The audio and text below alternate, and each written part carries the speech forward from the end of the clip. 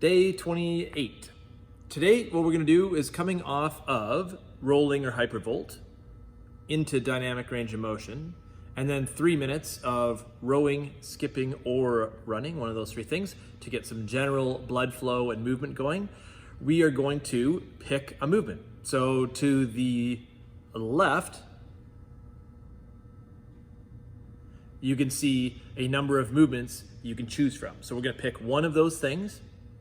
And then what we'll do is we'll perform a single set of 3 to 5 reps, or with something like handstand, we might just perform a hold and we'll capture a video of that. So we want to get a good video showing sort of the position and range of motion we've got in that movement in a initial test set or hold position.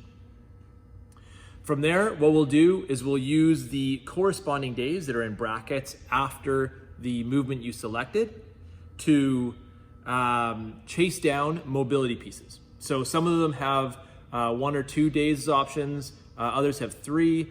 With those, you can combine those days, you can pull from them. If you've done all of them, you'll have a good idea of what was valuable and what wasn't. If you haven't, you can pick and choose to the best of your ability, or you can just work through one of those days. But what we'll do is we will retest a set between each movement piece that we do, or each mobility piece that we do. So with that, we don't have to video each time. We just have to test, and then we're going to assess. So in that assessment between each mobility piece that we do, we're going to decide, is it better? Has it made it worse? Is there no change, or is there low change? So all of those sort of pieces give us some direction. It is okay that if there's no change. It's worth being honest to place a value on that particular piece of mobility. So if you're gonna give it, a rating out of 5 stars, if there's no change, it's maybe a 1-star piece. So with that, you know that, yep, you could do it, but it doesn't necessarily add if you have limited time to what you're up to. So with that, if it's better, great. It's gonna be somewhere between 3 and 5 stars. If it's worse, that's a no star and something to avoid, but also gives you some information and feedback. So if it's worse, you kind of want to need to be able to assess then as to why that may have made the position worse.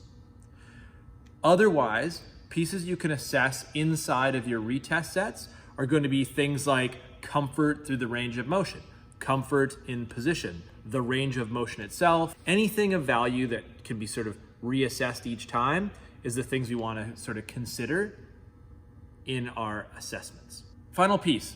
The last thing we'll do is a video at the end. So just making sure that we've got something from the very beginning and the very end on video that we can compare, ideally side by side, and assess how the session went overall. This stuff is high value in my opinion as a coach, because these are the things that we can start to add in and apply to our training that increase performance without necessarily having to increase stress on the system.